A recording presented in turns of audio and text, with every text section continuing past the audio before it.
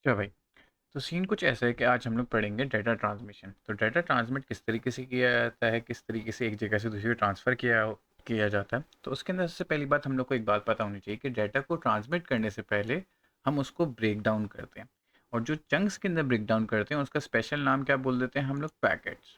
और कोई बात नहीं है, ठीक है ना। कभी भी एक बात बोले पैकेट्स, तो पैकेट्स क्या होते हैं, बेसिकली डाटा को हम लोगों ने छोटी पार्ट्स के अंदर ब्रेक डाउन कर दिया, उसको हम लोग क्या बोल देते हैं कि वो पैकेट्स, ठीक है। अब क्यों पैकेट्स के अंदर ब्रेक डाउन करते हैं, क्योंकि देखो एक बात याद रखो कि लेट्स से अगर आप कोई मूवी डाउनलोड कर रहे हो या कोई मूवी भेज रहा हूँ मैं एक जगह से दूसरी जगह, 3 से 4 GB की movie, right. That takes a lot of time. 3-4 घंटे लग सकते हैं depending on your internet capacity. तो उस टाइम तक अगर वो 1 GB या 2 GB की फाइल एक जगह से दूसरी ट्रांसफ़र हो रही है, तो उसका मतलब ये कोई और बंदा मेरा इंटरनेट कनेक्शन इस्तेमाल नहीं कर सकता, ठीक है। तो यहाँ पे पैकेट स्विचिंग हमें हेल्प आउट करता है। किस तरीके से हेल्प आउट करते हैं कि हम डाटा को पैकेट्स के अंदर ब्रेक डाउन कर देते हैं और फिर हम डाटा भेजते हैं। दैट अलाउस कि एक ही इंटरनेट कनेक्शन में से, आपके घर में एक इंटरनेट कनेक्शन है, मल्टीपल यूजर्स एक साथ कनेक्ट है, आप हो गए, आपके फैमिली मेम्बर्स हैं, भाई बहन हो गए, फादर वगैरह जो भी हैं, वो मल्टीपल यूज एक ही इंटरनेट कनेक्शन को इस्तेमाल कर रहे होते हैं। वो किस तरीके से इस्तेमाल कर पाते हैं, बिकॉज ऑफ पैकेट स्विचिंग, ठीक है। तो फर्स्ट एंड फॉरमोस्ट आपको एक बात बतानी है, डाटा को सेंड करने से पहले उसको ब्रेक डाउन करते हैं हम लोग डिफरेंट पैकेट्स के अंदर, ठीक है जी। अब पैकेट्स के अंदर अगर हम लोगों ने ब्रेक डाउन कर दिया, तो पैकेट का स्ट्रक्चर क्या होता है, किस तरीके से पैकेट होता है। वो एक तो है जो आपका एक्चुअल जो मैसेज मैंने जो भेजना था, ठीक है ना। ये इतना बड़ा मैसेज था, hello this is a large message, right. It is being broken down into 3 to 4 packets, right. अब इस पैकेट्स के अंदर और एडिशनल इन्फॉर्मेशन क्या क्या जा रही होती है। सबसे पहली चीज, आपका आईपी एड्रेस जा रहा होता है, किसका, जिस बंदे ने सेंड किया, क्योंकि रिमेंबर जो पैकेट जा रहे हैं it they are on its own, ठीक है ना। तो किस तरीके से आइडेंटिफाई करूंगा भाई किस किस बंदे ने मुझे पैकेट भेजा है, तो ये आईपी एड्रेस बताता है। Then there also need for a destination IP address, जिस बंदे को जा रहा है, क्योंकि जब आपका मैसेज जा रहा होता है, पैकेट जा रहा होता है, वो बेसिकली राउटर्स कंट्रोल कर रहे होते हैं। वो किस तरीके से उनको पता चलेगा कि ये पैकेट को आगे किसके पास भेजना है, ठीक है। तो पैकेट को किस तरीके से पता चलेगा कहाँ जाना है, ये डेस्टिनेशन आईपी एड्रेस के थ्रू पता चलेगा। फिर उसके बाद एक सीक्वेंस नंबर होता है। सिंस हमारे पास मल्टीपल पैकेट्स हैं, अब ये बिल्कुल पॉसिबल है कि पैकेट 1 बाद में आए, पैकेट 2 पहले आ जाए। जो रिसीवर है, जो बंदा मैसेज रिसीव कर रहा है, उसको कैसे पता चलेगा कि जो हमने पैकेज भेजे, डेटा भेज रहा हूँ, वो 500 पैकेट्स हैं, 300 पैकेट्स हैं, कितने पैकेट्स हैं। तो ये सीक्वेंस नंबर आइडेंटिफाई कर रहा होता है एक के कौन सा नंबर है, सीक्वेंस भी आइडेंटिफाई, ये भी बता रहा होता है कि टोटल नंबर ऑफ पैकेट्स कितने थे मेरे पास, कि मैं 5 out of 100 हूँ, या मैं 300 out of 500 हूँ, इस तरीके से बता रहा होता है। सेकेंडली, वो यही बताता है कि आपका पैकेट का क्या साइज़ है, so that it helps us के एरर डिटेक्शन, कि भाई पैकेट साइज से कैसे पता चलेगा कि पूरा पैकेट मेरे पास रिसीव हो गया या फिर नहीं हो गया, ठीक है। फिर पेलोड, जो एक्चुअल आप डाटा भेज रहे हो, उसका सेकंड दूसरा नाम क्या बोल दिया मैंने, जो डाटा था उसका दूसरा नाम मैंने बोल दिया पेलोड, डाट सेट, ठीक है। थर्ड पार्ट आ जाता है आपका ट्रेलर। ट्रेलर बस बेसिकली आइडेंटिफाई कर रहा होता है कि पैकेट यहाँ पे ख़त्म हो गया, ये पूरा एक पैकेट है, ठीक है। उसके साथ साथ कोई एरर चेकिंग भी होती है, अभी हम लोग इसी के अंदर नीचे हमारे पास अभी अगला चैप्टर हमारे पास आएगा एरर चेकिंग का। एरर चेकिंग है, कोई भी मेथड ऑफ एरर चेकिंग है जिसके थ्रू हम लोग आइडेंटिफाई कर सकें पैकेट मेरे पास करेक्ट आया है या फिर नहीं आया, ठीक है जी। अब जो पूरा प्रोसेस है पैकेट स्विचिंग का, वो किस तरीके से हो गया भाई, डाटा था, पैकेट्स के अंदर ब्रेक डाउन हो गया, उन पैकेट्स के अंदर क्या क्या इन्फॉर्मेशन स्टोर होती है, हम ये वाली बात ही बचल गई। तो अब ये जैसे एक कंप्यूटर है, इसने इसको मैसेज भेजना है, राइट। अब ये जो एक एक ब्लू का बॉक्स जो नजर आ रहा है, this is called a router. Router का काम क्या होता है, मैनेज करना। इस तरीके से आपका ट्रैफिक वार्डन होता है ना, कि रोड पे खड़ा होता है, ट्रैफिक को मैनेज कर रहा होता है कि इस रास्ते से जाओ या उस रास्ते से जाओ। वैसे अगर कभी आपने नोट किया होगा कि कहीं बहुत ज़्यादा हैवी ट्रैफिक होता है, जैसे ईद, अभी हम ईद वगैरह के टाइम सुपर मार्केट्स में बहुत ज़्यादा हैवी ट्रैफिक होता है, बहुत ज़्यादा वार्डन्स वगैरह खड़े होते हैं, बिल्कुल आपको बता रहे होते हैं कि आप यहाँ से जाएँ, या ऐसे कॉन्सर्ट वगैरह से या फिर किसी क्रिकेट मैच वगैरह से अगर हम लोग आ रहे हैं, तो वहाँ पे मल्टीपल ट्रैफिक वार्डन, ठीक है। और अब आपको एक और बात पता होती है कि हम लोग जब भी जा रहे होते हैं, तो हम लोग मल्टीपल रूट्स का इस्तेमाल कर रहे होते हैं कि यार अभी इस टाइम हो रहा है, ऑफिस आवर्स हैं या फिर स्कूल के टाइमिंग्स हैं, जिसकी वजह से इस रोड पे भी ट्रैफिक होगा, तो हम लोग किसी और रोड को फॉलो कर सकते हैं। तो सेम वे, जिस तरीके ये जो आपके राउटर्स होते हैं ना, ये आपके पैकेट को बता रहे थे कि भाई अभी ये वाला रूट संभाल कर लो, या ये वाला रूट संभाल कर लो, या किसी और रूट से आपने जाके अपनी डेस्टिनेशन पे पहुंचना है, ठीक है। क्यों? क्योंकि उनका काम क्या होता है कि ट्रैफिक को मैनेज करना। ऐसा नहीं है कि एक रोड ओवरलोड हो जाएगी तो सारे सबका डाटा स्लो हो जाएगा, ठीक है। Because of that packets multiple routes लेते हैं, जिसकी वजह से पैकेट जब रिसीवर्स के पास पहुंचेंगे हमारे पास, तो आउट ऑफ ऑर्डर होते हैं। तो पैकेट को हम लोग क्या करना पड़ता है, रीऑर्डर करना पड़ता है before we can do anything about it. तो पैकेट्स ब्रेक डाउन भी हो गए, मल्टीपल वेज रास्तों के थ्रू गए, और फिर हम लोगों ने उनको रीऑर्डर कर दिया इन सीक्वेंस, जिसके थ्रू आपका जो पैकेट स्विचिंग का जो पूरा है ये कंप्लीट हो गई। हेडर क्या होता है, डेस्टिनेशन हेडर, हेडर के अंदर क्या क्या इंक्लूड होता है, पैकेट नंबर, ओरिजिनेटर एड्रेस, ये सारी की सारी चीज़ें होती हैं। इसके अंदर एक एडिशनल चीज़ इंक्लूड होती है, इसको हम लोग बोलते हैं हॉप्स। ठीक है, अब हॉप्स यहाँ पे अलग से मेंशन नहीं होंगे, सिलेबस में लिखा हुआ है, लेकिन कभी कभी सवाल में के बाद पूछ लेता है। तो हॉप्स का मतलब ये होता है कि जब भी एक पैकेट एक जगह से, एक राउटर से दूसरी जगह पे जाता है ना, तो उसको हम लोग हॉप बोलते हैं कि इसने एक हॉप किया। जैसे पैकेट 1 ने कितने हॉप करे होंगे, 3 हॉप्स करे होंगे।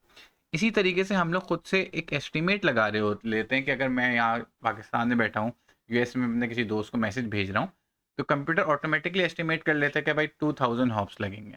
सही है।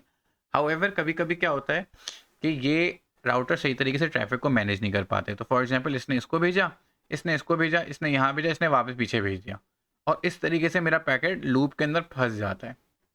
तो उसके जो हॉप काउंट्स होते हैं वो ये बता रहे होते हैं कि भाई कि कितने हॉप्स हो गए। अब मैंने एस्टिमेट किया था कि 2000 हॉप्स होने चाहिए, अब बिकॉज के पैकेट लूप के अंदर फंस गया है, ठीक है, तो वो देखेगा जैसे ही 2000 से ज़्यादा उस पैकेट के हॉप्स हो जाएंगे, उस पैकेट को हम लोग डिस्ट्रॉय कर देंगे, और ऑटोमेटिकली सेंडर अपने रिसीवर को वो पैकेट वापस से भेज देगा। ठीक है, तो पैकेट्स आ गए, राउटर कंट्रोल करता है, पैकेट्स आउट ऑफ ऑर्डर आ जाते हैं, थिंग लाइक दैट। जब भी आपके पास सवाल आएगा आपको डिपेंड करना पड़ेगा, भी हम लोग सवालात करेंगे, उसके अंदर भी आपको आइडेंटिफाई हो जाएगा कि इसके अंदर हेडर के बारे में आपको ये 3 बातें याद हो। मोस्टली जितने भी सवाल मैंने ज़्यादातर देखें कि भाई हेडर में क्या क्या चीज़ होती है, किस तरीके से इस्तेमाल किया जाता है, एंड दैट सेट। कोई इतना ज़्यादा ख़ास चीज़ नहीं होती इसमें। ठीक है भाई, हम आगे चलते हैं कि अब डाटा तो हम लोगों ने बता दिया कि हम लोग डाटा को किस तरीके से मैनिपुलेट करते हैं एक जगह से। अब फिजिकली वायर्स किस तरीके से हम लोग इस्तेमाल कर रहे होते हैं, तो हमारे पास 2 चीज़ें आती हैं, simplex x and parallel, and then modes of transmission के अंदर हमारे पास 3 है, simplex, half duplex, full duplex, और सीरियल अनपैरेलल। एक बात याद रखना, इन दोनों का आपस में कोई कनेक्शन नहीं है, ठीक है ना, they are independent. Simplex, half duplex, full duplex मुझे बता रहा है कि रोड क्या है, 1 वे रोड है, 2 वे रोड है, एट द सेम इस रोड पे एट द सेम टाइम आने जाना कर सकती हैं गाड़ियाँ, या फिर एक एक या तो जा रही हैं या फिर सिर्फ आ रही हैं, राइट, ये आइडेंटिफाई कर रहा है। सीरियल और पैरेलल बता रहा है कि कितनी लेन का रोड है। ठीक है, इसके अंदर कंफ्यूज नहीं आना, इन दोनों का आपस में कोई कनेक्शन नहीं है। लेंस को कैसे, सिंपलेक्स के अंदर क्या है, सिर्फ डेटा 1 वे जा सकता है। जैसे फॉर एग्जांपल प्रिंटर है, सिर्फ 1 वे आपके पास डाटा ट्रांसमिट होगा, वापस डेटा आप उस जगह से रिसीव नहीं कर सकते, उस डिवाइस से मैं रिसीव नहीं कर सकता। ठीक है, सेकंड आता है आपके पास हाफ डुप्लेक्स। अच्छा, ये सिंपलेक्स की सबसे अच्छी एग्जांपल है। जैसे फॉर एग्जांपल अगर आप गाड़ी के अंदर रेडियो वगैरह सुन रहे होते हो, आप रेडियो स्टेशन से आप कोई म्यूजिक है या फिर न्यूज़ अगर आप लिसन कर रहे हैं, आप सुन तो सकते हो, आप वापस नहीं बता सकते। लेट से आप मैच देख रहे हो, राइट, ब्रॉडकास्ट अगर आप मैच देख रहे हो तो that is 1 way communication, simplex communication हो रही है, क्योंकि आपको मैच तो आ रहा है, लेकिन आप जो कमेंटेटर है या फिर जो वहाँ पे लोग मीडिया वाले हैं, आप उनको तो नहीं मैसेज करके भेज सकते हैं। ऑब्वियसली डिफरेंट तरीके से ज़रूर भेज सकते हैं, बट उस मैच की स्क्रीन से तो नहीं भेज सकता। Then this is half duplex. Half duplex में क्या होता है कि ट्रांसमिशन बोथ वे तो होती है, but at the same time नहीं होती। या तो मैं सिर्फ और सिर्फ मैसेज भेज सकता हूँ या रिसीव कर सकता हूँ, eight the same time message नहीं सेंड नहीं कर सकता। इसकी सबसे अच्छी एग्जांपल है वॉकी टॉकी। अगर किसी ने वॉकी टॉकी इस्तेमाल किया हो, या तो हम सुन रहे होते हैं, जब उन्होंने बोलना होता है ना तो साइड से बटन दबाते हैं, जब हम बटन दबाते हैं ना कोई और बंदा उस फ्रीक्वेंसी पे बात नहीं कर सकता। ठीक है, that is half duplex. Third, full duplex. Full duplex में क्या होता है कि बोथ डायरेक्शन में मेरे पास communication at the same time. और फुल डुप्लेक्स आप जब भी आप इस्तेमाल कर रहे हैं, इंटरनेट वगैरह कुछ भी इस्तेमाल कर रहे हैं, हम लोग कम्युनिकेशन किस में कर रहे होते हैं, फुल डुप्लेक्स में कर रहे होते हैं। ठीक है भाई, अब हम लोग बात करते हैं serial and parallel data transmission के अंदर। सीरियल के अंदर हमारे पास आता है कि एक ही वायर होता है, एक बिट एट अ टाइम जा रहा होता है, ठीक है, एक जगह से दूसरी जगह। अगर हम पैरेलल के बारे में बात करें तो मल्टीपल वायर्स होते हैं और एक साथ मल्टीपल बिट्स जा रहे होते हैं, जिसकी वजह से पैरेलल टेक्निकली बहुत ज़्यादा फास्ट होता है, क्योंकि एक साथ क्या जा रहे हैं, 8 बिट जा रहे हैं, 8 बिट जा रहे हैं। सीरियल में एक वक्त में 1 बिट जा रहा होता है। पैरेलल यूजली हम लोग इस्तेमाल कर रहे होते हैं इनसाइड आवर मदरबोर्ड या फिर कंप्यूटर के सिस्टम के अंदर ही इस्तेमाल कर रहे होते हैं। ऐसे आपने रैम सीपीयू से जब बात करो तो पैरेलल ट्रांसमिशन इस्तेमाल हो रही होती है, ठीक है। यूजली जैसे ही हम लोग कंप्यूटर से बाहर चले जाते हैं तो हम लोग सीरियल ट्रांसमिशन का इस्तेमाल करते हैं, ठीक है। क्यों भाई? सीरियल ट्रांसमिशन के अंदर इंटरफेरेंस का रिस्क कम होते हैं। इंटरफेरेंस का मतलब है कि बाहर से किसी चीज़ ने इंटरफेयर कर दिया जिसके थ्रू आपका सिग्नल करप्ट हो जाता है, ठीक है। रिलायबल है, लॉन्ग डिस्टेंस जाता है। स्क्यूड, स्क्यूड का मतलब ये होता है कि जो बिट्स हैं आउट ऑफ ऑर्डर आ जाएं, क्योंकि पैरेलल के अंदर मल्टीपल वायर्स हैं और एक साथ मल्टीपल बिट्स जा रहे हैं, तो उसके अंदर चांसेस क्या होता है कि हमारे पास बिट आउट ऑफ ऑर्डर आ जाते हैं, सिंक्रोनाइजेशन खराब हो जाती है, जिसकी वजह से डाटा करप्ट हो जाता है, वापस से डाटा सेंड करना पड़ता है। क्योंकि सीरियल के अंदर एक ही वायर है तो आउट ऑफ ऑर्डर आने का कोई तुक ही नहीं बनता, ठीक है। Amount of data send long distance के लिए यूजली हम लोग सीरियल को इस्तेमाल कर रहे होते हैं, ठीक है। वहीं पे पैरेलल के अंदर क्या है, फास्टर ट्रांसमिशन है, प्रेफर्ड, जहाँ पे स्पीड बहुत, जैसे हमने बात की ना, रैम और सीपीयू के बीच में कम्युनिकेशन वगैरह हो रही है, सेवरल वायर्स वगैरह होते हैं, ठीक है। लास्टली हमारे पास आ जाता है यूएसबी। यूएसबी जो हम लोग, जो असल में यूएसबी उस पोर्ट का नाम है जो हम लोग इस्तेमाल करते हैं, राइट। जो ये पोर्ट आप देख रहे हो, दिस इज कॉल्ड यूएसबी, ठीक है। हम लोग यूजुअली यूएसबी डिवाइस से रेफर कर रहे होते हैं जिसके अंदर स्टोरेज डिवाइस होती है, फ्लैश मेमोरी जिसको हम लोग बोलते हैं, ठीक है। तो यूएसबी का अंदर सबसे बड़ा मेरा क्या फ़ायदा होता है कि वन वे होती है, इसको हम लोग इनकरेक्टली इनपुट नहीं कर सकते कंप्यूटर में। सेकेंडली यूनिवर्सल है। यूनिवर्सल से मकसद ये है कि मैं किसी भी कंपनी का लैपटॉप इस्तेमाल कर रहा हूँ, चाहे वो एप्पल हो, एचपी हो, तो लेनोवो हो, या फिर कोई भी चीज़ इस्तेमाल कर रहा हूँ, मैं यूएसबी है, यूएसबी पोर्ट सबके अंदर सेम होगी। वन वे लग सकता है, इनकरेक्टली मैं उसको इनपुट नहीं कर सकता। सेकेंडली कंप्यूटर उसको ऑटोमेटिकली डिटेक्ट करता है, मुझे अलग से कोई चीज़, कोई सॉफ्टवेयर वगैरह रन नहीं करना पड़ता कि भाई कंप्यूटर डिटेक्ट कर ले। थर्डली अप्रोप्रिएट ड्राइवर्स इंस्टॉल कर देता है, ऑटोमेटिकली वो डिटेक्ट करता है कि कौन सी डिवाइस लगी है, क्या ये मेमोरी डिवाइस लगी हुई है, माउस लगाया है, कीबोर्ड लगाया हुआ है, कैमरा कनेक्ट किया, क्या चीज़ मैंने कनेक्ट करी है, ठीक है। तो उसके अंदर बेनिफिट्स के अंदर हमारे पास आ गया, ऑटोमेटिकली हम लोग डिवाइस को रिकॉग्नाइज कर देते हैं, इंडस्ट्री स्टैंडर्ड है, कहीं पे भी इस्तेमाल कर सकता हूँ। इसके अंदर एक्सटर्नल पावर सोर्स की ज़रूरत नहीं, क्यों नहीं होती, क्योंकि इसके अंदर एक पावर की लाइन केबल भी होती है। Remember, this is serial transmission, ठीक है। पावर जिस तरीके से आपने यूएसबी, तो हम अब तो सबने ही मोबाइल इस्तेमाल करे हैं और सबके सब यूएसबी से ही अपने मोबाइल को चार्ज कर रहे होते हैं, ठीक है जी। ड्रॉबैक्स क्या है, कंपैटिबिलिटी का इशू हो सकता है। कंपैटिबिलिटी के अंदर आपके पास ये होता है कि कोई पुराना कंप्यूटर है और आपके पास जो यूएसबी डिवाइस है बहुत ज़्यादा हाई आगे वर्जन की है, even though it is suppose to be backwards compatible, but अगर बहुत ज़्यादा जनरेशन पुरानी चल जाए, जैसे जेन 1 की यूएसबी डिवाइस में जाए, तो वहाँ पे आपको इश्यूज आ सकते हैं, ठीक है। मल्टीपल वर्जन वगैरह के अंदर डिफरेंट चीज़ें आ सकती हैं, ठीक है। तो यहाँ पे आपके पास पैकेट स्विचिंग भी हो गई। पैकेट स्विचिंग के अंदर अगर थोड़े से इसके बेनिफिट्स मेरे हिसाब से भूल गया मैं इसके अंदर डिस्कस करना। पैकेट्स के अंदर क्या है, सिंगल कम्युनिकेशन लाइन के ऊपर टाई अप नहीं करता। टाई अप से मुराद क्या है कि एक ही लाइन के ऊपर मल्टीपल लोग एक साथ बात कर सकते हैं, जिसकी वजह से एक ही कम्युनिकेशन लाइन इस्तेमाल करेंगे हम लोग, ठीक है। ईजी टू एक्सपैंड होता है, हाई डाटा ट्रांसमिशन रेट भी पॉसिबल होते हैं। हाउएवर ड्रॉबैक्स क्या आ सकते हैं, पैकेट लॉस हो सकते हैं, रीसेंड करना पड़ता है। सेकेंडली जो ये रीऑर्डर करना पड़ता है ना, इसके अंदर टाइम लगता है, ठीक है, कंपटीशन पावर लगती है। जैसे फॉर एग्जांपल जैसे कोई लाइव स्ट्रीम चल रही है, अब उसके अंदर पैकेट्स आउट ऑफ ऑर्डर आ रहे हैं, तो उसकी वजह से हमारे पास बहुत डिले आ जाता है, जिसकी वजह से जब भी आप लाइव स्ट्रीम देख रहे होते हो, चाहे अगर आप केबल पे देख रहे हो, तो यूजली वो थोड़ी सी आगे होती comparative on internet, usually 2-4 minute पीछे चल रही होती है because of this packet switching. Okay, आइए अब इसके क्वेश्चंस वगैरह देख लेते हैं कि भाई understanding that data is broken down into packets. तो बस इसका एक बहुत छोटा सा इस तरीके का सवाल आ सकता है कि भाई डाटा किसके अंदर ब्रोक डाउन करते हैं हम लोग, पैकेट। अच्छा, एक बात याद रखना, अनलाइक पाकिस्तान स्टडीज इस्लामिया, जिस जो आपने लास्ट ईयर ऐसे पेपर वगैरह दिया हुआ होगा, उसके अंदर यूजली हम लोग को बहुत लंबी लंबी कहानियाँ लिखनी पड़ती हैं। इसके अंदर ये कि अगर 3 मार्क का सवाल है तो 3 पॉइंट्स ही लिखने हैं, और आप 3 पॉइंट चाहे एक लाइन के अंदर भी लिख दोगे ना, आपको पूरे मार्क्स मिल जाएंगे। तो इसके अंदर बहुत लंबी कहानी वानी नहीं, बिल्कुल टू द पॉइंट जो बात बोली है। अगर 3 मार्क का सवाल है तो सिर्फ 3 बातें ही लिखनी है, एक्स्ट्रा बातें लिखने की ज़रूरत नहीं है। बिकॉज अगर आप एक्स्ट्रा बातें लिखते हो ना, अगर आपने कोई गलत बात लिख दी ना, तो उसके हो सकता है मार्क्स काट दें, right, depending on your examiner, ठीक है जी। फिर उसके अंदर हमारे पास पता है भाई यहाँ पे क्या लिखा है, data is broken down into smaller units to be transmit from one device to another. क्या उस यूनिट ऑफ डाटा का नाम क्या है? That is called a packet. ठीक है भाई। Data can be transmitted from one device to another to show which term is not method of transmitting data. कौन सी वाली चीज़ नहीं है? ये पैरिटी है। इसके अंदर भी हम लोग आगे चैप्टर पढ़ेंगे जो एरर डिटेक्शन का हमारे पास मेथड होता है। स्ट्रक्चर ऑफ पैकेट किस तरीके से आ रहे हैं हमारे पास, देखो इस तरीके से। सबसे पहले इसने सवाल कर दिया, a report is broken down into packets to be emailed, circle 3 items of data that can be found in the packet header.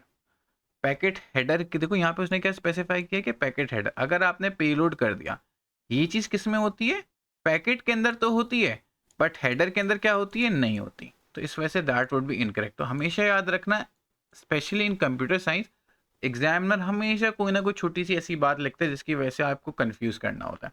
तो एक चीज़ आ गई हमारे पास, ओरिजिनेटर्स एड्रेस, डेस्टिनेशन एड्रेस और पैकेट नंबर, और ये आपको 3 मार्क आपको मिल जाएंगे। Secondly, each packet is sent along a different path from the employer's device to the employee's device. Tick one box to show the name of this method of sending packet. तो उसको हम लोग क्या बोलते हैं? इसको पैकेट स्विचिंग बोलते हैं। तो अभी हमने जितनी बात ही पढ़ी, packet switching. A hardware device is used to control the path that each packet takes। और इसके अंदर हम लोगों ने क्या बात बताई थी कि राउटर वो कहलाता है। ठीक है जी। अभी एको चेक है, इसको हम बाद में डिस्कस कर लेंगे। और ये इसकी मार्किंग स्कीम। ओके, अब आगे चलते हैं। Describe the structure of a packet. अब देखो सवाल उसने बता दिया कि पैकेट का स्ट्रक्चर आइडेंटिफाई करना, और मार्क्स कितने हैं? 3। तो बस इस 3 मार्क में मैं उसे बोल दूंगा packet contains packet header, payload, trailer. बस मैंने खाली ये वाली बात भी लिख दी तो ये चीज़ मुझे इसके पूरे मार्क्स दे देगा। ठीक है। चाहें तो आप थोड़ा बहुत से पैकेट को एक्सप्लेन भी कर सकते हैं, बट आप बस डायरेक्ट लिख दो। अगर आपने ये वाली बात भी लिख दी कि भाई packet is split into three sections, तो इसके भी 1 मार्क उसने अलग से दी। हाउएवर आसान है भाई, हेडर, पेलोड, ट्रेलर। अब खाली ये 3 बात एक ही लाइन के अंदर आपने यहाँ से लेके यहाँ तक लिख दी ना, फुल मार्क्स मिल जाएंगे। ये नहीं करना कि भाई 5 लाइनें दी हुई मैंने 5 लाइनें भरना शुरू कर दिया। ठीक है जी। Packet switching is use to transmit data packets across, ये तो वही राउटर वाली बात आ गई। Serial transmission is use to transmit the data packets across in network. ठीक है भाई। Explain why serial transmission is use. तो इसके अंदर हम लोग बेनिफिट्स ऑफ सीरियल ट्रांसमिशन लिख देंगे कि भाई डाटा स्क्यूड नहीं होता, लॉन्ग डिस्टेंस के ऊपर ईजियर होता है, फास्टर कम्युनिकेशन हो जाता है, चीप टू सेटअप होता है। अब इसने देखो इतनी सारी आपको बातें लिखी हैं। मैं तो प्रेफर करूंगा कि आप ये सारी की सारी बातें याद कर लो, सो दैट आपके लिए आसानी हो जाएगी कि भाई लॉन्ग डिस्टेंस के ऊपर होगा नेटवर्क तो रिलायबल ज़्यादा है। रिमेंबर, लॉन्ग डिस्टेंस के साथ कनेक्ट करोगे तो रिलायबल की मिलेगा। बिट जो सेंड होती हैं और अराइव होती हैं वो सीक्वेंस के अंदर होती हैं, जिसकी वजह से वो स्क्यूड नहीं होती। क्रॉस टॉक इंटरफेरेंस की नहीं होता है, एरर्स। अगेन ये सारे के दोनों पॉइंट्स क्या हैं? एक साथ कनेक्टेड हैं। ठीक है। Data may not be needed to transmit at fast speed. देखो पैरेलल के अंदर बहुत ज़्यादा फास्ट होता है, बट लॉन्ग डिस्टेंस में हमारे लिए ज़्यादा इंपॉर्टेंट क्या है कि रिलायबली सेंड कर दूँ। क्योंकि अगर मुझे डाटा बार बार सेंड करना पड़ रहा है तो मेरा कोई फ़ायदा नहीं हुआ ना उस स्पीड का। ठीक है। क्योंकि जैसे ज़्यादा डिस्टेंस बढ़ता है, पैरेलल कम्युनिकेशन उतनी कम रिलायबल होना शुरू हो जाती है। ठीक है। आगे चलते हैं।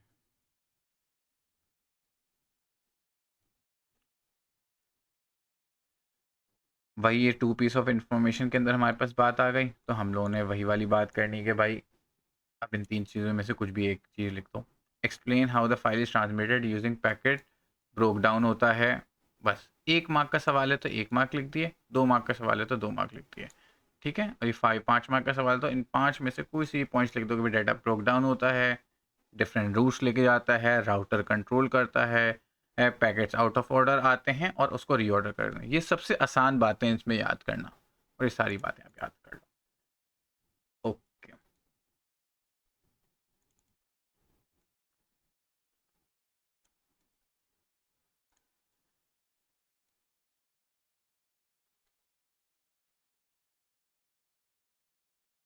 इसके अंदर ये जो सवाल था, इसके अंदर आपके पास कंप्लीट प्रोसेस है, इसको आप याद कर लें, सबसे बेस्ट है। और एक बात याद रखना, P1 को तैयारी करने का सबसे अच्छा तरीका ये है कि ना किसी के नोट्स ना ही बुक्स, मार्किंग स्कीम का रट्टा लगाना है। अनफॉर्चुनेटली ये चीज़ आपको करनी पड़ेगी। ठीक है, अंडरस्टैंडिंग इज़ बहुत ज़रूरी है, बट जिसने अच्छा रट्टा लगा के रखा हुआ है मार्केटिंग का, स्टार्ट करें। तो इसको ज़रूर याद कर लो इसके अंदर, क्योंकि सारी की सारी बातें पैकेट स्विचिंग के हवाले से लिखती हैं। तो ये बहुत अच्छा इंपॉर्टेंट सवाल था। यूजली 5 मार्क का सवाल आते नहीं, यूजली 1 या 2 मार्क का सवाल आ रहा होता है, जिसके अंदर थोड़ी थोड़ी बातें आपको लिखनी पड़ती हैं। ठीक है, फिर उसके बाद अगर हम लोग बात करते हैं is use to transmit data, अब इसके अंदर हम लोग वही वाली डायग्राम बना लेंगे जो हम उस टाइम मैंने शो करी थी यहाँ पे, कि भाई मल्टीपल वेज हो गए। तो इसके अंदर आपने, अच्छा डायग्राम बनाने में ना बहुत खूबसूरती नहीं करने बैठ जाना, ठीक है। सबसे ज़्यादा इंपॉर्टेंस है ना वो है एनोटेट करना। आपने मेंशन कर दिए क्या चीज़ है, तो आपने इस तरीके से ऐसे ये नोट्स बना दिए, ठीक है जी। और यहाँ से आपने शो करा दिया कि भाई पैकेट 1 यहाँ से यूं जा रहा है। इसको प्रॉपर तरीके से लिख देना, मैं थोड़ी सी रफ बना रहा हूँ।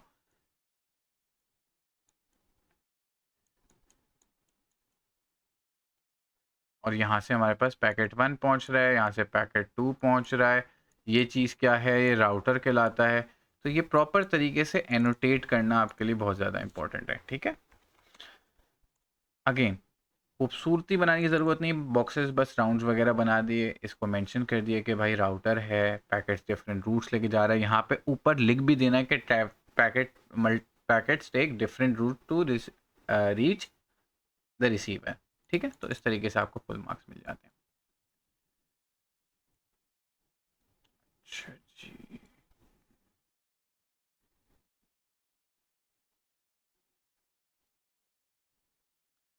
अब यहाँ पे आपका यूएसबी डिवाइस की इन्फो के सवाल आ जाता है कि यूएसबी डिवाइस आपको खुद से पता होनी चाहिए। यूएसबी का मतलब क्या होता है, सीरियल कनेक्शन, यूनिवर्सल सीरियल बस।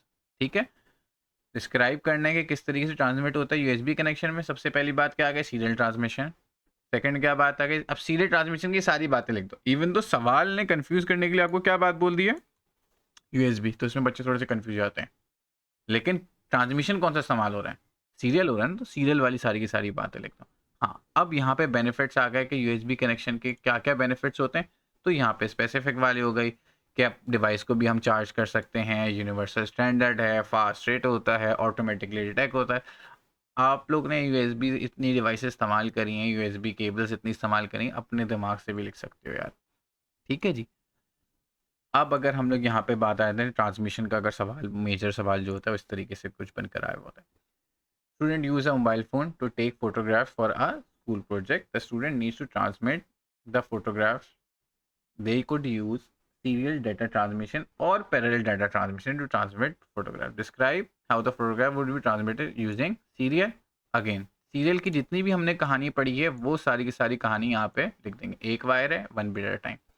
बेनिफिट्स क्या हो गए, रिलायबल है, स्क्यूड नहीं होता, ट्रांसमिशन फीड इज एडुकेट, हम उसको फास्टर नहीं आइडेंटिफाई कर सकते, एरर्स कम हो सकते हैं। रिलायबल वाली बात एरर से लिंक कर दी, डेटा स्क्यूड नहीं होता।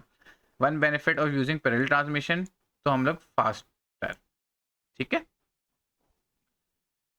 ये वाली। और इसके साथ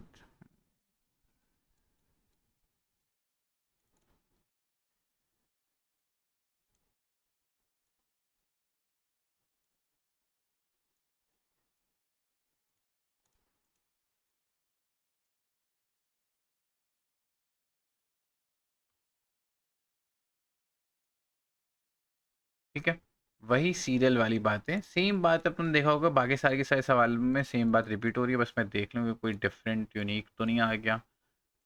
जैसे ये सवाल, इस तरह का सवाल बहुत दफ़ा आ रहा होता है आपके पास।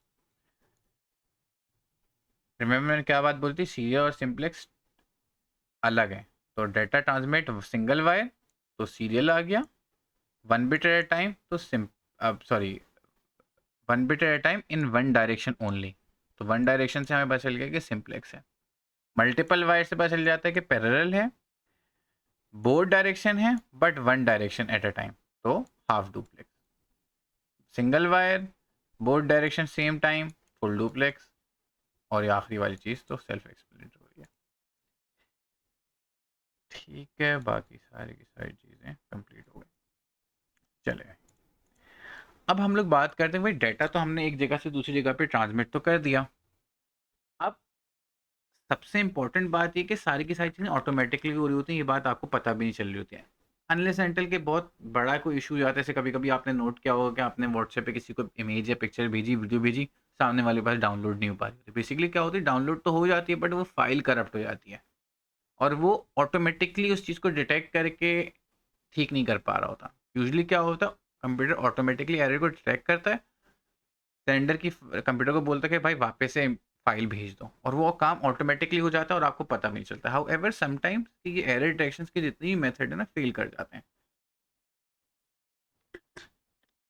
जिसके अंदर हम लोग को खुद से देखना पड़ता है कि यार अच्छा भाई अब वापस से फाइल भेज दो। तो ये मेथड किस तरीके से काम करते हैं, हम उसके बारे में बात करते हैं। एरर्स होने के मल्टीपल चांसेस चीज़ें हो सकती हैं, इंटरफेरेंस हो सकती है, पैकेट स्विचिंग में कोई पैकेट, हमने जैसे बात बताई थी ना हॉप काउंट वाली बात, पैकेट ड्रॉप हो गया, डेटा स्क्यू हो गया, आउट ऑफ सिंक आ गया डेटा, तो ये मल्टीपल चीज़ें। सबसे पहला और इम्पॉर्टेंट जो हमारे पास एरर डिटेक्शन मेथड है that is called parity check. Parity check किस तरीके से काम करता है, बेसिकली हम लोग काउंट करते हैं number of on bits, ones को काउंट करते हैं। उसके अंदर हमारे पास दो टाइप्स की पैरिटी होती हैं, इवन या फिर ऑड। इवन और ऑड का मकसद क्या है कि बेसिकली हम लोगों ने अगर ऑड पैरिटी सेट करी है, फॉर एग्जांपल इस एग्जांपल के अंदर मैंने क्या सेट करी हुई, ऑड पैरिटी। रिमेंबर, यहाँ से लेके जो डेटा है this is my actual data, जो आखिरी वाला जो डेटा है that is my parity bit. ठीक है, तो ये जो डेटा था हमने क्या सेट करी हुई थी कि ऑड पैरिटी है, तो अगर देखो 1 2 3 4, तो ये क्या होगा, इवन नंबर ऑफ वंस आ रहे हैं। सेंस हमने पैरिटी क्या सेट करी हुई, और ऑड, तो ये एक्स्ट्रा बिट जो हम लोगों ने पैरिटी के लिए छोड़ी हुई थी इसको मैंने 1 कर दिया, सो दैट कि इस पूरे जो बाइट है इसकी पैरिटी करेक्ट हो जाए और वो ऑड हो जाए, तो जिसकी वजह से हम सेट हो गए। अब हम लोग डेटा एक जगह से दूसरी जगह पे सेंड करेंगे, कहीं सेंड होने पे ये 1 क्या बन जाए, अगर 0 बन जाए तो इसकी पैरिटी क्या हो जाएगी, इनकरेक्ट। देखो तो ये अगर ये 0 हो जाता है तो ये 1 2 3 4, पैरिटी क्या सेट करी हुई थी, हम दोनों डेटा सेंड करने से पहले डिसाइड कर लिया था कि पैरिटी क्या होनी चाहिए, इवन। लेकिन पैरिटी क्या हो गई यहाँ पे, ऑड हो गई, तो मैं बोल दूंगा डेटा इनकरेक्ट है, ये डेटा मुझे वापस से रीसेंड करो। ठीक है, हाउएवर जैसे भी हम लोगों ने बात करी कि ज़रूरी नहीं है कि एरर डिटेक्शन मेथड हमेशा एरर को डिटेक्ट कर लें। फॉर एग्जाम्पल अगर आप इस बिट को देखें, हमने पैरिटी सेट करी हुई इवन फॉर दिस एग्जाम्पल। अगर आप देखो तो 1 2 3 4 पैरिटी करेक्ट आई, 1 2 3 4 पैरिटी क्या आ रही है, करेक्ट आ रही है। हाउएवर डेटा मेरा चेंज हो गया और डेटा इनकरेक्ट यानी करप्ट हो गया है। तो ज़रूरी नहीं है कि कोई भी error detection 100% of the time काम करे।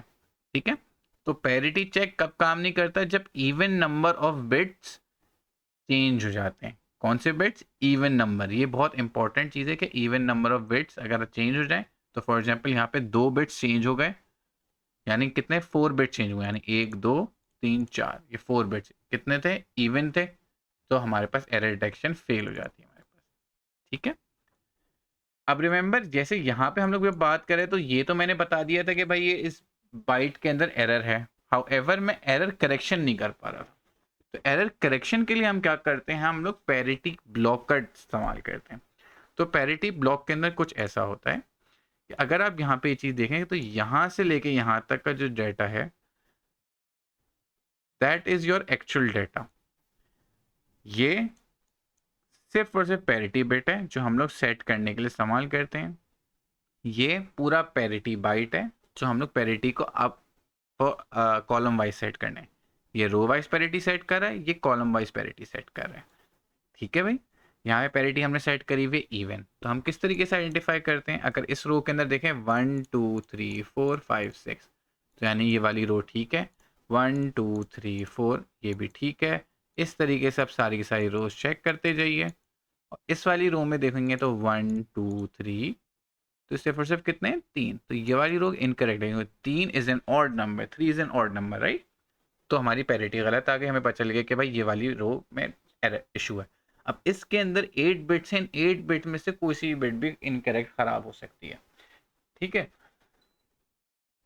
अब हम लोग क्या चेक करेंगे, कॉलम वाइज चेक करते हैं। तो फिर 1 2 3 4 5 6, तो यानी ये वाला कॉलम क्या है, ठीक है, 1 2 3 4, ये वाला कॉलम ठीक है, ठीक है, ठीक है। अब हम लोग इस वाले कॉलम पे आते हैं तो हम देखते हैं 1 2 3 4 5, तो ये वाला कॉलम हमारा इनकरेक्ट है। तो इसको हम लोगों ने मार्क किया इस तरीके से,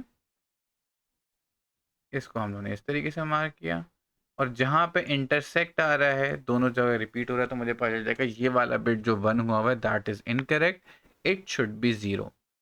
ठीक है, तो जिसकी वजह से हमारे पास जो डाटा आया भी इनकरेक्ट आया, आइडेंटिफाई किया कि हमने डाटा इनकरेक्ट है, और ये भी हम लोगों ने आइडेंटिफाई कर लिया कि कौन सी वाली बिट इनकरेक्ट है, उसको हम लोगों ने चेंज करके एरर करेक्शन भी कर लिया हम लोगों ने। सही है। अगेन, चाहे वो पैरिटी बिट्स हो, पैरिटी बाइट इस्तेमाल कर रहे हो, या पैरिटी ब्लॉक का हम लोग मेथड इस्तेमाल कर रहे हो, ज़रूरी नहीं है कि 100% ऑफ टाइम एरर हमें मिल जाए। ठीक है जी। तो एक साथ मल्टीपल एरर डायरेक्शन के हम लोग मेथड्स को इस्तेमाल कर रहे होते हैं। Second method is checksum.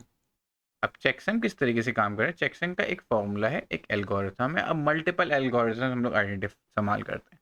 तो डेटा सेंड करने से पहले हम लोग कम्युनिकेट कर लेते हैं कि भाई हम लोग कौन कौन से एरर डिटेक्शन मेथड इस्तेमाल करेंगे। अगर पैरिटी इस्तेमाल करें तो इवन होगी या ऑड होगी, चेकसम इस्तेमाल करें तो कौन सा वाला एल्गोरिथम है। अब कौन कौन से एल्गोरिथम होता है ये आपके सिलेबस का हिस्सा नहीं है, बस ये पता होना चाहिए चेकसम का प्रोसेस किस तरीके से काम करता है। ठीक है, ब्लॉक ऑफ डेटा है। अब रिमेंबर, याद रखना, पैरिटी के अंदर हमने क्या करते हैं, डेटा के साथ ये जो एक पैरिटी बिट को ऐड कर दिया था, यानी एक ही ब्लॉक के साथ डाटा गया था हमारे पास। सही है, एक ही डाटा बन के गया था। चेकसम में ऐसा नहीं होता, ब्लॉक ऑफ डेटा है, चेकसम का एल्गोरिथम कैलकुलेट किया गया। एल्गोरिथम के अंदर बहुत बेसिक सा एल्गोरिथम फिर भी बता देता हूँ कि जो भी चीज़ है उसको हम लोग डिवाइड करते हैं 256 के साथ। अगर आंसर 256 से कम आता है, सॉरी, डिवाइड करते हैं, जो चीज़ रिमाइंडर बचती है ना मेरे पास, that is my checksum value. अगर जो हमारे पास डाटा है वो ऑलरेडी 256 से लेस है तो वो खुद से ही चेकसम बन जाता है। तो ये ब्लॉक ऑफ डाटा और जो चेकसम वैल्यू हम लोगों ने कैलकुलेट करी है, इसको सेपरेटली भेजता हूँ। ठीक है, डाटा के अंदर ऐड होके नहीं जाता है। रिसीवर उसको रिसीव करता है, वापस से चेकसम एल्गोरिथम को इस्तेमाल करता है, चेकसम वैल्यू कैलकुलेट करता है, और रिसीव हुई हुई चेकसम वैल्यू, रिमेंबर चेकसम की जो वैल्यू कैलकुलेट किससे हो रही है, ब्लॉक ऑफ डाटा से हो रही है। This is the data 1185। ठीक है, वापस से कैलकुलेट किया, चेकसम वैल्यू को कंपेयर करा, चेकसम वैल्यू मैच कर गई तो डाटा इज करेक्ट। नहीं मैच करी, डाटा इनकरेक्ट है, मैं सेंडर को बोलूंगा डाटा मुझे वापस से भेज दो। ठीक है, थर्ड प्रोसेस आ जाता है, अच्छा, पैरिटी, चेकसम, और ये जो थर्ड प्रोसेस हम लोग जो बात कर रहे हैं एको चेक, ये यूजली हम लोग ओवर इंटरनेट या लॉन्ग डिस्टेंस पे जब भी कम्युनिकेशन कर रहे होते हैं, या वायर्स पे कम्युनिकेशन, नेटवर्क पे कम्युनिकेशन कर रहे होते हैं, इस्तेमाल करेंगे। एको चेक के अंदर क्या होता है, सेंडर ने रिसीवर को डाटा भेजा, रिसीवर वापस से पूरा डाटा सेंडर को भेजेगा, फिर सेंडर कंपेयर करेगा जो मैंने डाटा भेजा है और जो रिसीवर ने मुझे वापस से जो मेरा सेम डाटा भेजा है, ये दोनों डाटा सेम है या नहीं है। अगर सेम हो जाते हैं तो दैट मीन्स कि रिसीवर के पास जो डाटा गया था सही। हाउ एवर एको चेक के साथ बहुत सारे इश्यूज हैं, इस वजह से बहुत सारे ड्रॉबैक्स हैं, जिसकी वजह से बहुत हम लोग इस्तेमाल नहीं करते। क्यों? फॉर एग्जाम्पल, जब मैंने डाटा असेंडर ने भेजा था, डाटा गया करेक्ट, रिसीवर ने जब मुझे डाटा भेजा वापस, वो इस एको के अंदर जब वापस जा रहा है डाटा, इसके अंदर वो करप्शन हो गई, तो अब सेंडर क्या करेगा, वापस से फालतू में डाटा भेजेगा। अब लेट से हमारे पास फाइल जो थी 10 GB की फाइल थी, अब 10 GB भेजूँ, फिर वापस से रिसीव करूँ, फिर कंपेयर करूँ, तो ये बहुत अनप्रैक्टिकल सा हो जाता है। ठीक है, हाउएवर स्टिल हम लोग इस्तेमाल करते हैं यूजली ऐसे। अच्छा, ये चीज़ एको चेक ना कंप्यूटर के अंदर तो नहीं इस्तेमाल करते, बट रेडियो कम्युनिकेशन में बहुत इस्तेमाल कर होते हैं। ऐसे आपका एयर ट्रैफिक कंट्रोलर्स वगैरह करते हैं, भाई आप एको बैक करो या रीड बैक करो, आपने जो बात सुनी है वो ठीक है नहीं। यूजली ऐसे आपके टीचर्स वगैरह कुछ पढ़ा रहे होते हैं ना, बोलते हैं मैंने जो बात बोली मुझे वापस रिपीट करके बताओ, तो that is echo check basic. Last चीज़ है जो हम लोग इस्तेमाल कर रहे हैं, check digit. Check digit usually सिर्फ और सिर्फ इस्तेमाल हो रहा है बार कोड्स के अंदर इस्तेमाल करते हैं। ठीक है, अब इसके भी मल्टीपल मेथड्स हैं, मल्टीपल एल्गोरिथम्स हैं। टेक्निकली वो सिलेबस का हिस्सा नहीं, हाउएवर अगर ज़रूरत हो तो मैं यूजुअली नहीं पढ़ाता, बुक के अंदर लिखे हुए होते हैं किस तरीके से काम कर रहा है। अब चेक डेट किस तरीके से इस्तेमाल होता है, ये जो आपका बार कोड है उसके अंदर जो एक आखिरी जो डिजिट होता है दैट इज कॉल्ड चेक डेट। ये सिम बिल्कुल इसको आप रेफर करो पैरिटी चेक की तरह।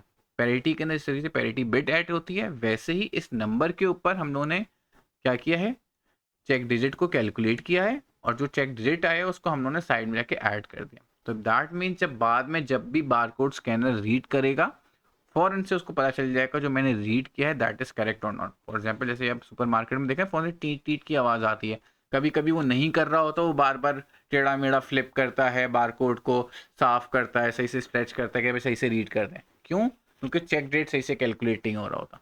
अगर चेक डेट सही से कैलकुलेट नहीं हो के वो डाटा भेज दिया आगे, तो उसके पास आ जाएगा ये प्रोडक्ट है ही नहीं, दैट वुड बी इनकरेक्ट, क्योंकि हम लोगों ने यहाँ पे गलत प्रोडक्ट आपका का नंबर आ जाएगा। तो इस वजह से चेक डेट बहुत इंपॉर्टेंट है, ये फ़ौरन से बता देता है कि जो नंबर है वो ठीक था या नहीं था। ठीक है, जनरेट हुआ अगेन ISBN, एक मेथड है ISBN 13, अगेन आपको इसके अंदर इतना ज़्यादा डिटेल में जाने की ज़रूरत नहीं है।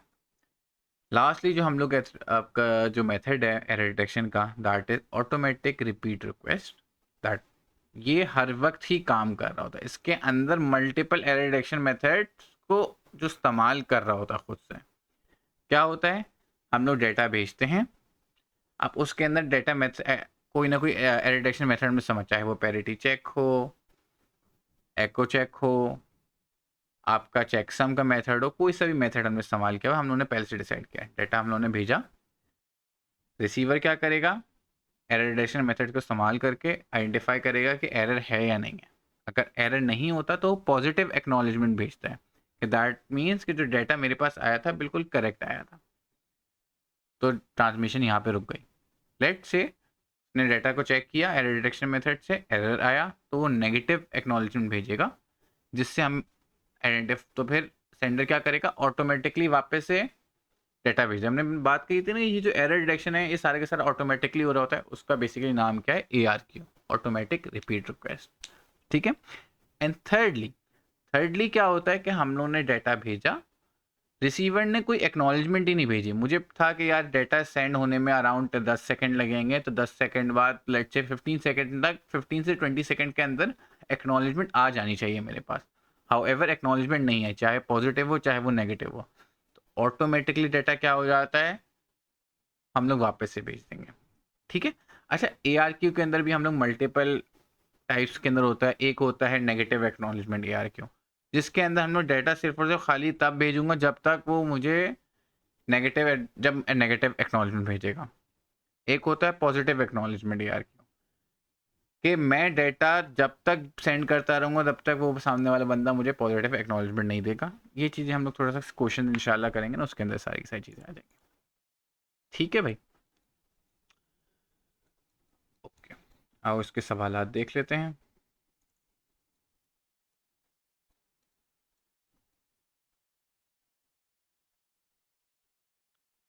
A company owner has installed a new network. Data is correct before it is transmitted across the network. The company owner is concerned that data might have errors after transmission. So explain how those errors occur after transmission. तो data क्या हो सकता है, loss हो सकता है, data के अंदर कुछ एडिशन हो सकती है, चेंज हो सकता है। अब आप इसके अंदर अपना एक कॉमन सेंस से भी आप ये खुद से सवाल लिख सकते हो, बट रिमेंबर दैट सवाल कितने मार्क्स का है, 3 मार्क का।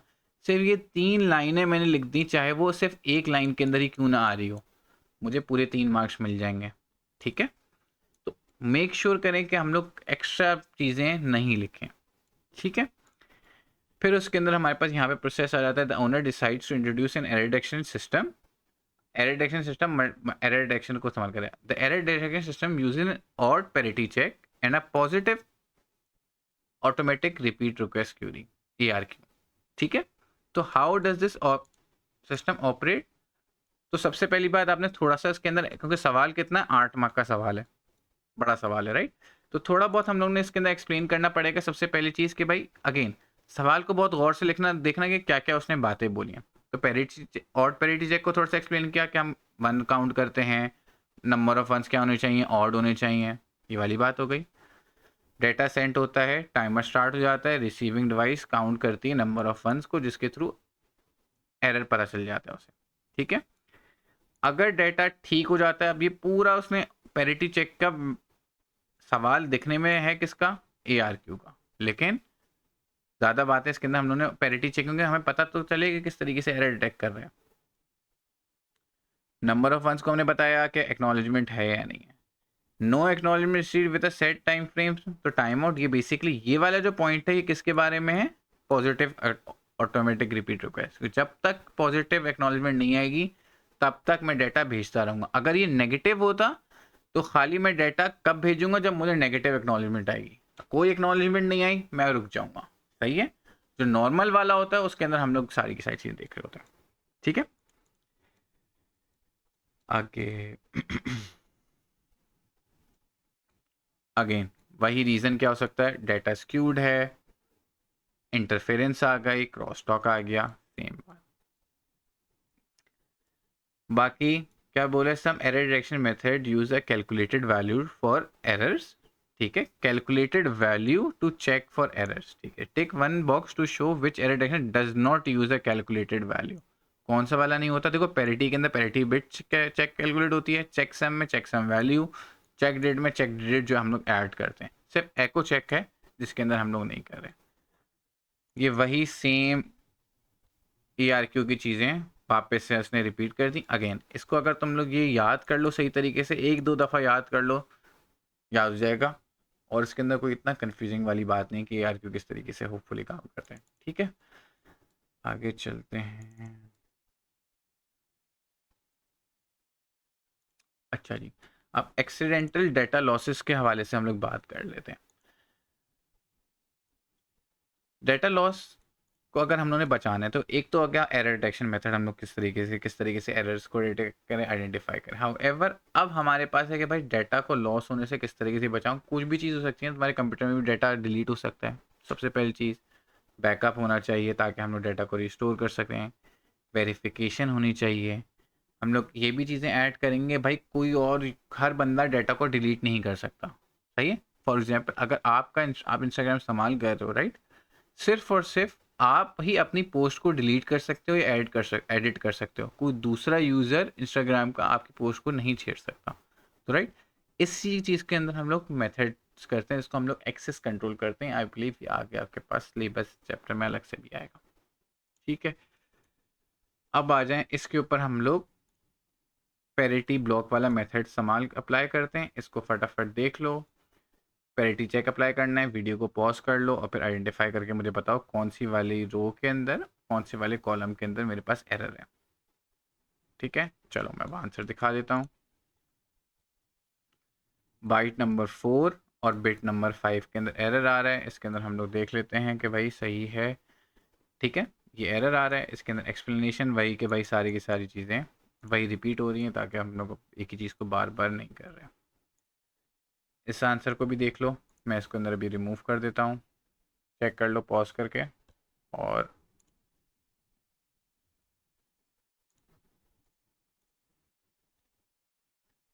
ठीक है, सेम थिंग हेयर। यहाँ पे पैरिटी, इवन पैरिटी जो भी सेट करनी है जल्दी से सेट कर लो। फिर मैं इसके अंदर आंसर दिखा देता हूँ आपको। एंड मैं आंसर दिखा, ये वापस से पैरिटी ब्लॉक का सवाल है। इसके अंदर आइडेंटिफाई करके खुद से बता दो। इसको मैं ही कर देता हूँ। उसके अंदर आंसर है नहीं मेरे पास रखा हुआ, इवन है। तो देखो 4, ये ठीक है। साइड में टिक लगाते रहना ताकि तुम्हारे लिए भी आसानी हो जाए। इवन, ये देखो ये आ गया मेरे पास, ये भी इवन ही है। 1 2 3 ये हमारे पास ऑड आ गया। यहाँ पे भी 0 इज़ इवन, यहाँ पे भी इवन है, ये भी इवन है। सामने टॉप वाइज देखें तो हम लोग 1 2 3 ये हो गया, ये भी ठीक है। 1 2 3 1 2 3 6 1 2 3 4 1 2 1 2 3 इनकरेक्ट। तो यानी हमारे पास जो बिट नंबर है 6 और जो बाइट नंबर है वो 4 है। इसके अंदर ईजी मार्क्स आके उसकी गेन होगा। अच्छा, अब इस सवाल को गौर से देखना। इसके अंदर मेरे बहुत सारे स्टूडेंट ये वाला सवाल मिस्टेक कर देते हैं। वो डायरेक्ट सवाल पढ़ते हैं कि कंटेंट 3 है, outcome is this, complete the parity for each of the given outcome. ठीक है जी, और इवन पैरिटी इस्तेमाल करो। फटाफट आते हैं कि भाई अच्छा इस इवन पैरिटी चाहिए, 1 2 3 था तो यानी इसके अंदर 1 आ जाना चाहिए। इसके अंदर 1 2 था तो यानी 0 आना चाहिए। 1 2 था, 3 था और इसके अंदर वो 1 लगा के कर दें। हाउएवर ये वाली चीज़ गलत हो जाएगी। क्यों? क्योंकि सवाल ने बोला था कि no errors have been detected in both races A and C. B के अंदर मुझे एरर को शो करवाना है, तो एरर को जब शो करवाऊंगा तो यहाँ पे 0 के बजाय 1 लिखूंगा ताकि इसकी जो पैरिटी है दैट शुड बिकम इनकरेक्ट। तो हमेशा मेक श्योर करना कि सवाल को क्लियरली आइडेंटिफाई करके पढ़ना। अब इसके अंदर से क्या भेज दिया कि भाई पूरा पैरिटी बाइट का ब्लॉक बनाना है, तो मैं ऊपर से बस काउंट करता जाऊंगा। देखें पैरिटी कौन सी है इसके अंदर, show that byte 7 that are using odd parity. ठीक है जी, पैरिटी कौन सी है मेरे पास, ऑड है, तो बस इसको काउंट करो, 0 1 0 1 0 0 1 2 3 4 5 0 1 2 3 4 और इसके अंदर मेरे पास 1 आ जाएगी। ठीक है भाई, तो ये हमारा जितना भी पैरिटी चेक से रिलेटेड था इस चीज़ को हम लोगों ने कंप्लीट कर लिया। अब हम लोग बात कर लेते हैं इंक्रिप्शन के ऊपर। देखो डाटा तो हम सेंड कर रहे हैं और डाटा सेंड कर रहे हैं इंटरनेट के ऊपर, बिल्कुल पब्लिक रोड है। जिस तरीके से रोड पे कोई गाड़ी चल रही है, जैसे हम लोग घर से बाहर निकल जाते हैं, we are in a public space, कोई भी हमें देख सकता है, हमारी पिक्चर भी खींच सकता है, हमें देख सकता है भाई कौन बंदा कहाँ जा रहा है, कहीं पे भी जा रहा है, राइट। सेम वे जब भी इंटरनेट पे कोई भी चीज़ मैं सेंड कर रहा हूँ ना, तो कोई भी बंदा मेरा मैसेज को पढ़ सकता है, मैं उसको पढ़ने से नहीं रोक सकता, क्योंकि वायर पे ट्रांसमिट हो रहा है, बहुत सारे लोगों का डाटा ट्रांसमिट हो रहा है, दैट इज पब्लिक राउट, कोई भी बंदा उस वायर को इस्तेमाल कर सकता है। तो अब अपना डाटा किस तरीके से प्रोटेक्ट करूं, तो उसको हम लोग प्रोटेक्ट कर रहे होते हैं इंक्रिप्शन के थ्रू। रिमेंबर, एक बात हमेशा आपने याद रखनी, इंक्रिप्शन कोई भी डाटा को पढ़ने से नहीं रोकता, डाटा को इंटरसेप्ट होने से नहीं रोकता। इंक्रिप्शन के बाद बंदा पढ़ भी सकता है डाटा को, अपने पास सेव भी कर सकता है, डाटा को चेंज भी कर सकता है। वो क्या चीज़ नहीं कर सकता इंक्रिप्शन से, डाटा को अंडरस्टैंड नहीं कर सकता। तो फॉर एग्जाम्पल यहाँ पे देखो, पर्पस ऑफ इंक्रिप्शन क्या है, डाटा को अनरीडेबल बनाना। तो ये जो पूरा पैसेज अगर आप देख रहे हो ना, इसको हम लोगों ने एक इंक्रिप्शन एल्गोरिथम से इंक्रिप्ट करके लिखा हुआ है। अब ये मैसेज किसी इंसान के पास जाए तो कभी पढ़ के अंडरस्टैंड ही नहीं कर सकता इसमें लिखा हुआ क्या है। चेंज कर सकता है, सेव भी कर सकता है, डिलीट भी कर सकता है, बट पढ़ नहीं सकता। ठीक है, तो इंक्रिप्शन में हमारे पास दो टाइप्स की इंक्रिप्शन आती है, symmetric and asymmetric encryption. Remember, encryption करने के लिए हमें एक एल्गोरिथम चाहिए, एल्गोरिथम का एक फॉर्मूला होता है, मेथड होता है। अब क्या क्या एल्गोरिथम होते हैं ये आपके सिलेबस का हिस्सा नहीं है। सिमेट्रिक इंक्रिप्शन में क्या है, एल्गोरिथम है जो हम दोनों बंदे कम्युनिकेट करने से पहले डिसाइड कर दें कौन सा एल्गोरिथम इस्तेमाल करेंगे। सेकेंड इज कॉल्ड की जिस तरीके से आपका पासवर्ड होता है उस एल्गोरिथम का एक हिस्सा होता है, उस एल्गोरिथम में वो पासवर्ड लगाऊंगा तभी वो मेरा पास आउटपुट मैच करेगा। वो पासवर्ड सेम नहीं इंटर करूंगा मैं तो वो आउटपुट मैच नहीं करेगा। मैसेज भेजा, जिस मैसेज को जब नॉर्मल फॉर्मेट में होता है उसको हम बोलते हैं प्लेन टेक्स्ट। फिर जो शेयर्ड सीक्रेट की होती है जिसको हम लोग सिमेट्रिक की बोलते हैं, उस की को इस्तेमाल करते हुए एल्गोरिथम के थ्रू हम डाटा को इनक्रिप्ट करते हैं। जब डाटा इनक्रिप्ट हो जाता है तो उसको हम लोग बोलते हैं साइफर टेक्स्ट, साइफर टेक्स्ट। ठीक है, फिर उस साइफर टेक्स्ट को रिसीवर सेम की जो हम लोगों ने पहले से एक दूसरे से शेयर कर रही थी, सेम की सेम एल्गोरिथम यूज करते हुए डिक्रिप्ट करूंगा और उसको वापस से प्लेन टेक्स्ट में कन्वर्ट करके अपना मैसेज पढ़ लूंगा। हाउएवर, इस एल्गोरिथम और इस मेथड के अंदर एक इशू है। इशू ये है कि भाई अब मैं यहाँ पाकिस्तान में बैठा हूँ, वो यूएसए के अंदर बैठा हुआ है, यूके के अंदर बैठा हुआ है, जर्मनी में बैठा हुआ है। हम ये सिमेट्रिक की कैसे भेजूँ सामने वाले को? मैंने अगर इंटरनेट पे भेजी तो सामने वाला तो पढ़ लेगा, समझ में नहीं आएगा। तो उसकी वजह से हम लोगों ने एक different type of encryption invent करी जिसको हम बोलते हैं एसिमेट्रिक इंक्रिप्शन। एसिमेट्रिक इंक्रिप्शन में हम पास दो कीज होती हैं, एक पब्लिक की होती है, एक प्राइवेट की होती है। पब्लिक की क्या है, हर किसी को पता होती है। हम लोग एक समझो एक ऑनलाइन एक बोर्ड लगा हुआ होता है जहाँ पे हम लोग अपने हर कोई बंदा अपनी पब्लिक की लिख के दे देता है। जब भी कम्युनिकेट करता हूँ ना, हमेशा सामने वाले बंदे को पहले अपनी पब्लिक की भेजता हूँ। पब्लिक की से क्या हो सकता है, प्लेन टेक्स्ट इनक्रिप्ट तो जरूर हो सकता है, इनक्रिप्ट होके वो साइफर टेक्स्ट में जरूर कन्वर्ट हो सकता है, ठीक है। साइफर टेक्स्ट में, प्लेन टेक्स्ट इसमें कन्वर्ट हो सकते हैं। हाउएवर वो पब्लिक की इस्तेमाल करते हुए डेटा को मैं डीक्रिप्ट नहीं कर सकता। डीक्रिप्ट का मतलब क्या है, वापस से रीडेबल इंफॉर्मेशन में नहीं बना सकता, प्लेन टेक्स्ट में कन्वर्ट नहीं कर सकता। पब्लिक की सबको पता है, किसी ने मुझे मैसेज भेजना है तो क्या करेगा कि सेंडर रिसीवर की पब्लिक की से, ये याद रखना चाहिए, रिसीवर की पब्लिक की से डेटा को इनक्रिप्ट करके साइफर टेक्स्ट बनाएगा, डेटा को सेंड करेगा। रिसीवर फिर अपनी प्राइवेट की से डेटा को डीक्रिप्ट करेगा।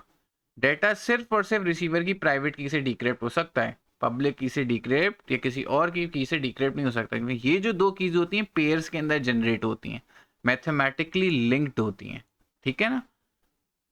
और एक की से दूसरी की को हम लोग ड्राइव नहीं कर सकते, बोथ की को रिक्वायरमेंट होती है इनक्रिप्ट और डिक्रिप्ट करने के लिए। तो रिमेंबर, जब सेंडर डेटा भेज रहा है तो वो अपनी पब्लिक की से या अपनी प्राइवेट की से डेटा को इनक्रिप्ट नहीं करेगा, रिसीवर की पब्लिक की से डेटा को इनक्रिप्ट करेगा और रिसीवर अपनी प्राइवेट की से डेटा को डिक्रिप्ट करेगा। फिर रिसीवर जब इधर से डेटा इधर भेज रहा है तो सेंडर की पब्लिक की इस्तेमाल करेगा डेटा को इनक्रिप्ट करके साइफर टेक्स्ट बनाने में, फिर सेंडर अपनी प्राइवेट की इस्तेमाल करके डिक्रिप्ट करेगा। प्राइवेट की किसी और को पता नहीं होती, सिर्फ और सिर्फ हमें नोन होती है। समझ में आ गई बात। तो इसके थ्रू हम लोग डाटा एक दूसरे से कम्युनिकेट करते हैं। यूजुअली क्या होता है कि जब भी फर्स्ट टाइम जब कम्युनिकेशन होती है वो किसके थ्रू होती है, वो होती है एसिमेट्रिक इंक्रिप्शन के थ्रू, क्योंकि भाई सिमेट्रिक के लिए तो की भेजनी पड़ती है। हाउएवर एसिमेट्रिक का एक ड्रॉबैक ये है कि वो बहुत ज़्यादा पावर कंज्यूमिंग होती है, उसकी जो प्रोसेसिंग पावर बहुत ज़्यादा इस्तेमाल होती है, बहुत ज़्यादा, उसका जो एल्गोरिथम होता है बहुत कॉम्प्लेक्स होता है, तो ज़्यादा टाइम लेता है, ठीक है। तो यूजली जब हम लोग सिर्फ और सिर्फ फॉर एग्जांपल जब भी आपने देखा है अगर आप ऑनलाइन कोई भी ट्रांजेक्शन कर रहे होते हैं बैंक की, तो एक सेपरेट पेज खोलता है, उसके ऊपर एक सेपरेट ताला बना हुआ होता है। क्यों? क्योंकि उसके अंदर सिर्फ और सिर्फ एसिमेट्रिक इंक्रिप्शन हुई थी, so that it is more secure. हम लोग नॉर्मल टाइम पे जब एक दफ़ा लॉगिन हमने पासवर्ड कर लिया, एक दफ़ा एक दूसरे को आइडेंटिफाई कर लिया ना, खाली उस वक्त एसिमेट्रिक इंक्रिप्शन इस्तेमाल करता हूँ मैं। फिर उसी एसिमेट्रिक इंक्रिप्शन के थ्रू ही एक सिमेट्रिक की सामने वाले को भेज देता हूँ। तो अब क्या हुआ, एक ही की के थ्रू इनक्रिप्ट भी हो रहा है, डिक्रिप्ट भी हो रहा है, सिमेट्रिक की भी चली गई, और वो इनक्रिप्ट किसके थ्रू करी थी, एसिमेट्रिक के थ्रू। फिर हम सिर्फ और सिर्फ सिमेट्रिक इंक्रिप्शन को ही इस्तेमाल करते हुए अपना काम करते हैं। ठीक है भाई, आइए इसके सवालात देख लेते हैं। डेटा को इनक्रिप्ट करने का रीज़न क्या है कि डेटा अनरीडेबल, सिक्योर हो जाए और अनरीडेबल हो जाए, कॉन्फिडेंशियल हो जाए, ठीक है। आप इनमें तीनों में से कोई सी भी एक बात भी लिख सकते हैं, आपको फुल मार्क्स मिल जाएंगे। Give the purpose of encryption. Encryption का मेन पर्पस क्या है, रिमेंबर, डेटा को अनरीडेबल बनाना। डेटा अनरीडेबल हो सकता है, डेटा को सामने वाला बंदा पढ़ सकता है, चेंज कर सकता है, डिलीट सब कुछ कर सकता है, ठीक है। How data is encrypted using symmetric encryption. Plain text वाला कीवर्ड आपको याद करना है, उसको हम साइफर टेक्स्ट में कन्वर्ट करेंगे, और डेटा इज इनक्रिप्टेड, ये एल्गोरिथम बहुत इंपॉर्टेंट, हमेशा ये एल्गोरिथम का कीवर्ड आपने इस्तेमाल करना है, और जो की है के थ्रू हम लोग इस्तेमाल करेंगे, ठीक है। एक ही की इस्तेमाल होती है टू इनक्रिप्ट एंड डिक्रिप्ट, ये वाली बात ज़रूर लिख देना यहाँ, इवन तो मार्किंग स्कीम में नहीं लिखा हुआ बट इंपॉर्टेंट है। A single key is use to encrypt and decrypt data, ठीक है। An algorithm is use to encrypt the data. Plain text encrypt होता है साइफर में, और फिर साइफर डिक्रिप्ट होता है प्लेन टेक्स्ट में। इसको हम लोग एक अच्छे सा की वर्डिंग में बना के हम लोग लिख के दे देंगे। अब हम लोग आ जाते हैं सिमेट्रिक एसिमेट्रिक के अंदर। सिमिलैरिटीज बिटवीन इंक्रिप्शन और दोनों चीज़ें क्या करते हैं, डेटा को क्या बना देते हैं हम लोग, एल्गोरिथम इस्तेमाल करते हैं, साइफर टेक्स्ट में कन्वर्ट होता है, एक की इस्तेमाल होती है, स्क्रैम्बल करता है डेटा। हम लोग ये भी लिख सकते हैं कि डेटा क्या हो जाएगा, मीनिंगलेस हो जाएगा, ठीक है। डिफरेंसेस क्या है, सिमेट्रिक एक ही की इस्तेमाल करती है, वेरेज एसिमेट्रिक दो की इस्तेमाल करती है, ठीक है।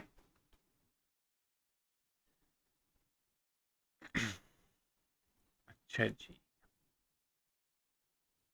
सिमेट्रिक लेस सिक्योर है, symmetric decrypt data using the same की, एसिमेट्रिक डिफरेंट कीज होती है। इस तरीके से आप कोई भी बात आपको अच्छी से दो में से याद करके लिख लो, ठीक है भाई। तो हमारा जो चैप्टर था डेटा ट्रांसमिशन का यहाँ पे एंड हो जाता है। बाकी अगर आपके कोई भी क्वेश्चंस हों आप नीचे कमेंट्स वगैरह के अंदर लिख दीजिएगा, इसका मैं रिप्लाई कर दूँगा। ठीक है भाई, ओके, अल्लाह हाफिज़।